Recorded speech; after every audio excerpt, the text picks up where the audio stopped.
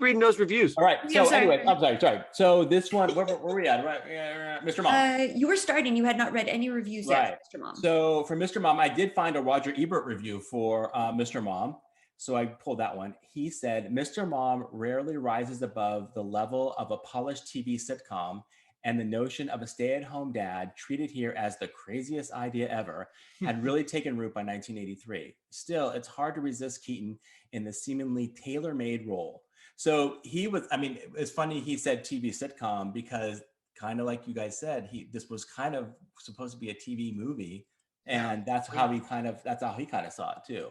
But he did say that it was perfectly written for Keaton, and I agree with that too. I think that was actually one of the best reviews I've ever heard anybody ever write about any movie. It was exactly the right length. It was perfect, spot on.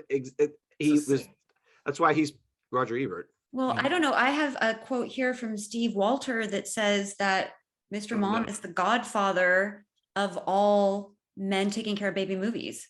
Hard to argue. I wasn't going to say it, but now that I think about it, I did watch another movie. It was called 3 Men and a Lady. Wow. 3 men and a busty lady. Do not recommend. Us too. Did they take care of her? Were there diapers involved? Oh, no. Now we're talking. No. All right. No, but somebody was peeing on somebody on the cover art.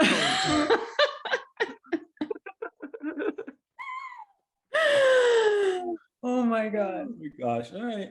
Yeah. Not digress quickly. So full disclosure here, we do not have any Metacritic reviews for Mr. Mom. I don't know why. It's so weird. There was none. I tried to find it, but I did find some good IMDb ones. And there were some good ones in there. So I pulled those.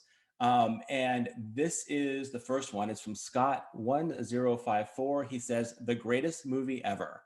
I know it seems weird to say this about a John Hughes film, but I honestly think this is one of the great films of all time. There are so few movies that are so flawless. The script is hilarious. The editing is seamless. Every line is quote-worthy. The acting is spot on. Michael Keaton is at the top of his game. Terry Garr is a comic genius, and the casting is perfect. The story is both goofy and rather deep. It contains at least a dozen of my top 100 all-time favorite movie moments.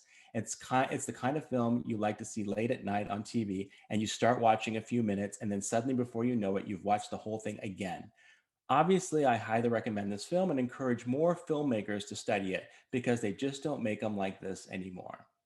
It's weird to say, and I'm not saying Mr. Mom, but to say that it's weird that John Hughes hasn't made a life-changing film, whatever that first sentence was. It's like, there's tons of life-altering John Hughes films. Yeah, like every single movie that he made. Was this written by John Hughes? Breakfast Club. Mom.